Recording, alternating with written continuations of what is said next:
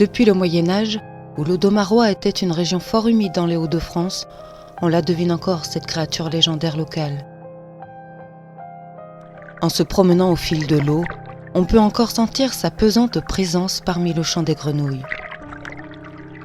Discrètement tapis dans l'eau, ne laissant dépasser de la surface que ses 2 gros yeux d'amphibien, à l'affût du moindre mouvement, Marie Grouët, dans une patience machiavélique, s'apprête à bondir sur sa prochaine petite victime.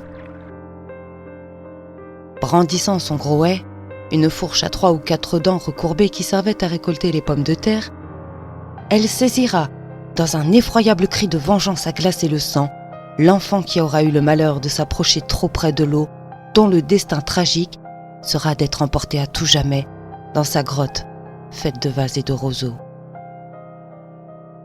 Marie Grouët, sorcière maléfique au visage de crapaud, qui a fait des marais de Saint-Omer, du canal de Neuffossé et de la rivière à sa dernière demeure, était jadis une jeune femme venue s'installer dans un de ses petits villages avec ses 2 jeunes enfants et élu domicile dans une vieille cabane au bord de la forêt à la lisière d'un canal.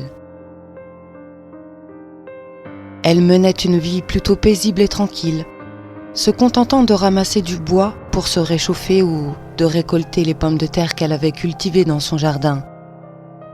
Mais Marie Grouët venait de nulle part. Les villageois, se méfiant depuis toujours des étrangers, n'avaient guère de sympathie à son égard et la regardaient d'un mauvais œil chaque fois qu'ils la croisaient. Par malheur, cette année-là, d'étranges phénomènes se produisirent au cœur du village. Le fil à tisser du tisserand se cassait à répétition, une femme donnait naissance à quelques monstres, la baratte à beurre dysfonctionnait sans raison apparente et des animaux de la ferme mouraient subitement.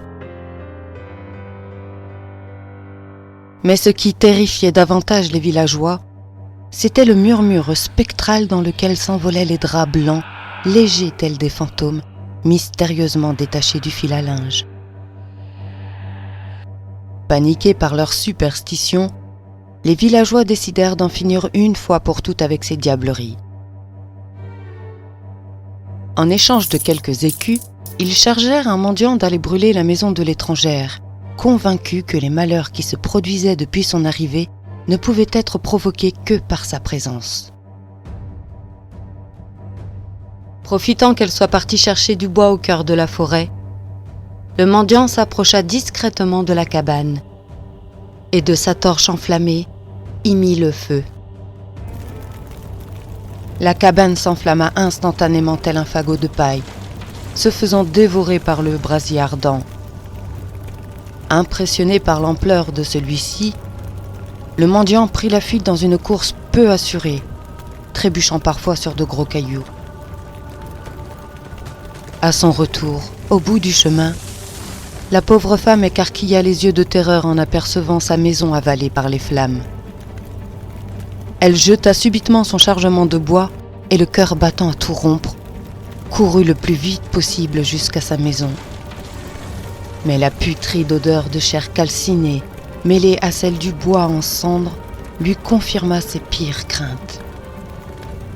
Dans un profond cri d'incompréhension et de douleur insurmontable, elle s'écroula, à genoux, pleurant de toute son âme au creux de ses mains tremblantes la perte de ses 2 enfants.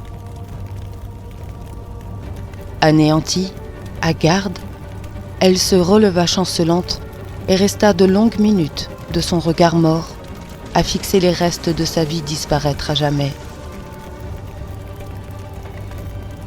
Son chagrin insurmontable se mua en fureur muette, la faisant doucement glisser dans une folie silencieuse, chargée de rancœur et de haine. Au fond d'elle-même, elle maudissait ce lieu tout entier et ses habitants. Ne pouvant vivre sans ses 2 enfants dont les rires faisaient son plus grand bonheur, guidée par le désespoir, elle attacha l'extrémité d'une corde à une grosse pierre et l'autre à son cou.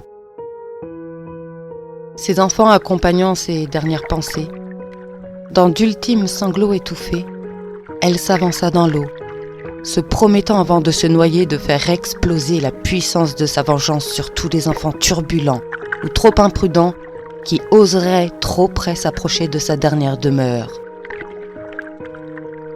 Depuis lors, en étant bien attentif, on peut entendre les grenouilles de ces environs murmurer à travers leurs chants comme un avertissement. Marie Croette, Marie Croette, Marie Croette.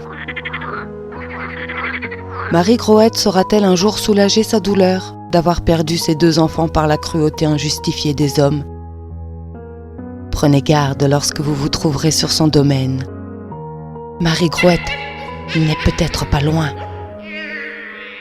La légende fut inventée pour protéger les enfants de la noyade, mais... Et si c'était vrai? Dans sa grotte faite de vases et de roseaux, Marie Croette sac les évents font du haut, avec 5 croettes qu'elle a tout dit dans ce main.